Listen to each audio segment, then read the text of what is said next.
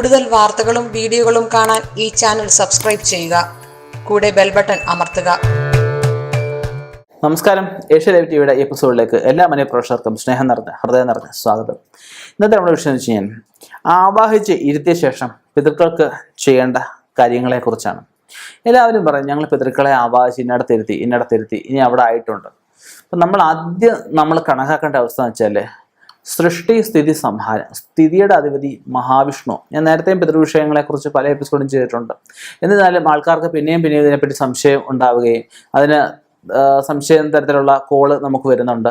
അതുപോലെ നമുക്ക് ഡിസ്ക്രിപ്ഷൻ ബോക്സിലായാലും ഒക്കെ നമുക്ക് ഇതിനെപ്പറ്റിയുള്ള കാര്യങ്ങൾ കൊടുത്തിട്ടുണ്ടെങ്കിൽ പോലും കമൻറ്റ് ബോക്സിൽ നമുക്ക് ഇതുപോലുള്ള ചോദ്യങ്ങൾ പിന്നെയും വരുന്നുണ്ട്. അതുകൊണ്ടാണ് നമ്മൾ പിന്നെ ആവർത്തിച്ച് ഇതിനെപ്പറ്റിയുള്ള വിഷയങ്ങൾ നമ്മൾ ചെയ്യുന്നത്.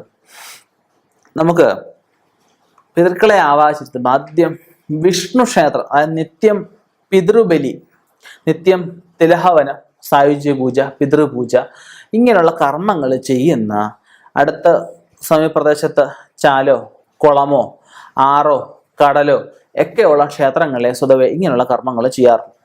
നിത്യം ഇങ്ങനെയുള്ള കർമ്മങ്ങൾ ചെയ്യുന്ന വിഷ്ണു ക്ഷേത്രം, വിഷ്ണു പ്രധാന ദേവനായിട്ടുള്ള ക്ഷേത്രങ്ങളിലെ സ്വതവേ ഇരുത്താറുള്ളൂ. കുറച്ച് പഴയ കാലത്തേക്ക് നമ്മൾ പോവുകയാണെങ്കിൽ ഇല്ലം, വല്ലം, നെല്ലി എന്ന 3 സമ്പ്രദായത്തിലാണ് നമ്മൾ പിതൃക്കളെ ഇരുത്തുന്ന കാര്യങ്ങൾ ചെയ്യാറ്. ഇല്ലെന്ന് വെച്ച് കഴിഞ്ഞാൽ നമ്മൾ ഇല്ലത്ത് വെച്ചിട്ട് പറഞ്ഞ പിതൃക്കളെയൊക്കെ ആവാശുദ്ധിക്രിയകളെല്ലാം ചെയ്തിട്ട്, അതായത് ബ്രാഹ്മിൺസ് ഇല്ലങ്ങളിൽ വെച്ച് പോയി ചെയ്യുന്ന വീടുകളിൽ പോയി സമ്പ്രദായം അതിപുരാതന കാലത്ത് കുറവായിരുന്നു. ബ്രാഹ്മിൺസ് ഇല്ലങ്ങളിൽ വെച്ചിട്ട് അല്ലെങ്കിൽ കർമ്മം ചെയ്യുന്ന ഏത് കർമ്മയാണോ കർമ്മയുടെ ഇല്ലത്ത് വെച്ചിട്ട് ഇങ്ങനെയുള്ള കർമ്മങ്ങൾ ചെയ്തിട്ട് ഇവയെ പിതൃക്കളെ നമുക്ക് സായുജ്യപ്പെടുത്തി കഴിഞ്ഞു കഴിഞ്ഞാൽ അവർ തിരിച്ച് ദേവലോകത്തേക്ക് ലയിപ്പിച്ചു കഴിഞ്ഞാൽ പിന്നെ ഈ പ്രതിമകൾ ഒന്നുകിൽ ദാനം ചെയ്യുക അല്ലെങ്കിൽ കടലിൽ ഒഴുക്കുന്ന ഒരു സമ്പ്രദായമാണ് ഉണ്ടായിരുന്നത്. അപ്പം ഇല്ലം മനസ്സിലായ. ഇനി വല്ലം എന്ന് വെച്ച് കഴിഞ്ഞാൽ തിരുവല്ലം ക്ഷേത്രം എല്ലാവർക്കും അറിയാം, തിരുവനന്തപുരം ജില്ലയിലാണ്.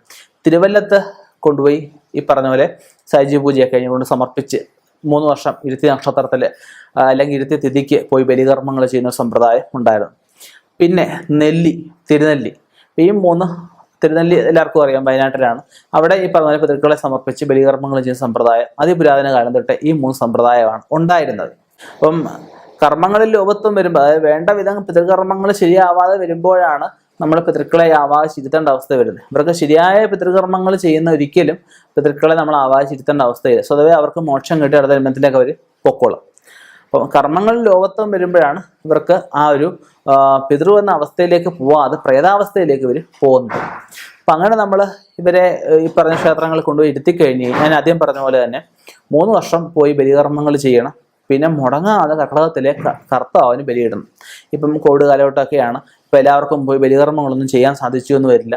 അപ്പോൾ ഒരു കാര്യം ചെയ്താൽ മതി, നമുക്ക് ആ നക്ഷത്രത്തിനകത്ത് ഇരിക്കുക, അവരെ നമ്മൾ മനസ്സിലുണ്ട്, അവരെ നമ്മൾ ഓർക്കുന്നുണ്ടെന്ന രീതിയിൽ അവിടത്തേക്ക് ക്ഷേത്രം ഏതാണോ ഇരുത്തിയത് അവിടത്തേക്ക് വഴിപാടിനുള്ള പൈസ നമ്മൾ അയച്ചു കൊടുത്ത് ആ വഴിപാട് നടത്തണം. പറ്റുമെങ്കിൽ പോയി ചെയ്യിപ്പിക്കുക. ഇല്ലെങ്കിൽ ധാരാളം യൂട്യൂബ് ചാനലുകളിലൊക്കെ ഇപ്പോൾ നമ്മുടെ ചാനലും ചെയ്തിട്ടുണ്ട്. കർക്കിടക വാവുബലി എങ്ങനെയാണ് ലഘുവായിട്ട് നമുക്ക് ചെയ്യാൻ പറ്റുന്ന രീതി എന്ന് വെച്ച് കഴിഞ്ഞാൽ, അപ്പം ആ രീതി നോക്കി വാവുബലി വീട്ടിൽ നമുക്ക് ചെയ്യാവുന്നുള്ളതേ ഉള്ളൂ. നമുക്ക് ബലി ഇടുക എന്ന് വെച്ചാൽ ആഹാരം കൊടുക്കുക എന്നുള്ള അവിടെ ഉദ്ദേശിക്കുന്നത്. ഒരു പിതൃക്കളെ നമ്മൾ ഇരുത്തി കഴിഞ്ഞാലും അവരെ നമ്മളെ വീട്ടിൽ വെച്ച് വിളക്ക് കത്തിക്കുക, ഫോട്ടോ വെച്ച് മാലയിട്ട് അവരെ ആചരിക്കുക, അവരെ ഓർത്ത് വിലപിക്കുക, ഒരു മരിച്ച നാളിന് വീട്ടിൽ വായന നടത്തുക, മരിച്ച നാളിന് നമുക്ക് സാധുക്കൾക്ക് അന്നദാനം കൊടുക്കാം, അതിലും തെറ്റൊന്നുമില്ല. മരിച്ച നാളിന് പിതൃവം സങ്കല്പിച്ച് കാക്കയ്ക്ക് ആഹാരം കൊടുക്കുക. ഓണത്തിന് കള്ള് വെക്കുന്ന സമ്പ്രദായമുണ്ട്. ത്രിമധുരം കരിക്കൊക്കെ വെട്ടി വെക്കുന്ന സമ്പ്രദായമുണ്ട്. തെക്ക് ഭാഗത്ത് മൊന്തയ്ക്കകത്ത് വെള്ളം എടുത്ത് വെക്കുന്ന സമ്പ്രദായമുണ്ട്. തെക്ക് ഭാഗത്ത് തെക്കോട്ട് തിരിയിട്ട് വിളക്ക് വെക്കുന്ന സമ്പ്രദായമുണ്ട്. ഓണത്തിനാണെങ്കിൽ നമ്മൾ സാറിന് ഓണത്തപ്പനോ മാവേലിക്കോ ഗണപതിക്കോ ഒക്കെ ദേശദേവനോ അല്ലെങ്കിൽ കുടുംബദേവനോ ഒക്കെയാണ് നമ്മൾ വിളക്ക് വെച്ച് സദ്യ വിളമ്പേണ്ടത്. പിതൃക്കൾക്ക് വേണ്ടി സദ്യ വിളമ്പും. അപ്പൊ ഇവരെ നമ്മൾ അവിടെ ഇരുത്തി ഇവർക്ക് ആ ജന്മത്തെ കർമ്മബന്ധങ്ങൾ നീക്കി അടുത്ത ജന്മത്തിലേക്ക് പോകാൻ അവിടെ കൊണ്ടുപോയി ഇരുത്തിയേക്കുന്നത്. അവിടെ കൊണ്ടുപോയി ഇരുത്തി കഴിഞ്ഞിട്ട് നമ്മൾ ഇതുപോലെ ഇല വെച്ച് കഴിഞ്ഞാൽ തിരിച്ചു പോരും. അപ്പൊ പിതൃ ഭാവത്തെ നമ്മൾ അവിടെ കൊണ്ടുപോയി ഇരുത്തണമെന്നുണ്ട്. ഒരുപാട് കർമ്മങ്ങൾ ചെയ്തെങ്കിലേ അവിടെ കൊണ്ടുപോയി സമർപ്പിക്കാൻ പറ്റത്തുള്ളൂ. ഈ ജന്മത്തിലെ കർമ്മബന്ധങ്ങൾ നീക്കി നമ്മുടെ പിതൃവാക്കി അവിടെ കൊണ്ടുപോയി സമർപ്പിച്ചു കഴിഞ്ഞാൽ അവരവിടെ മഹാവിഷ്ണുവിന്റെ ഭാഗത്തേ ഇരിക്കുക. ഇത്ര വർഷം കഴിഞ്ഞ ശേഷം അവർക്ക് അടുത്ത ജന്മത്തിലേക്ക് പോവാൻ സാധിക്കത്തുള്ളൂ, അവർക്ക് അടുത്ത ജന്മം ലഭിക്കുകയുള്ളൂ. അപ്പം നമ്മൾ ഇവരെ വീണ്ടും ഇല വെച്ച് വിളിച്ചു വരുത്തുമ്പോൾ എന്ത് പറ്റും? അവർ വീണ്ടും ഇവിടെ വരിക, പിതൃവെന്ന അവസ്ഥയിൽ മാറി വീണ്ടും പ്രേതാവസ്ഥയിലേക്ക് ഇവർ വരിക ചെയ്യുന്നത്. അപ്പോൾ ഇവരെ ഇരുത്തി കഴിഞ്ഞു കഴിഞ്ഞാൽ ഈ പറഞ്ഞതുപോലെ 3 വർഷം മുടങ്ങാതെ അവിടെ പോയി ബലികർമ്മങ്ങൾ ചെയ്യണം. പറഞ്ഞതുപോലെ തന്നെ പറ്റിയില്ല എങ്കിൽ പറഞ്ഞ വഴിപാടിനുള്ള സാമ്പത്തികം അയച്ചു കൊടുക്കുക, അവരെ സ്മരിക്കുക. ഇരുത്തി കഴിഞ്ഞു കഴിഞ്ഞാൽ നമ്മൾ ഈ പറഞ്ഞ വീട്ടിലെ ആചരണങ്ങൾ ചെയ്ത് കഴിഞ്ഞാൽ തിരിച്ചു പോരുന്ന അവസ്ഥയുണ്ട്. തിരിച്ചു പോർന്നു കഴിഞ്ഞാൽ പിന്നെ ഗുണത്തേക്കാളേറെ അത് ദോഷമേ ചെയ്യുള്ളൂ. ഇങ്ങനെയുള്ള കാര്യങ്ങൾ മനസ്സിലാക്കുക.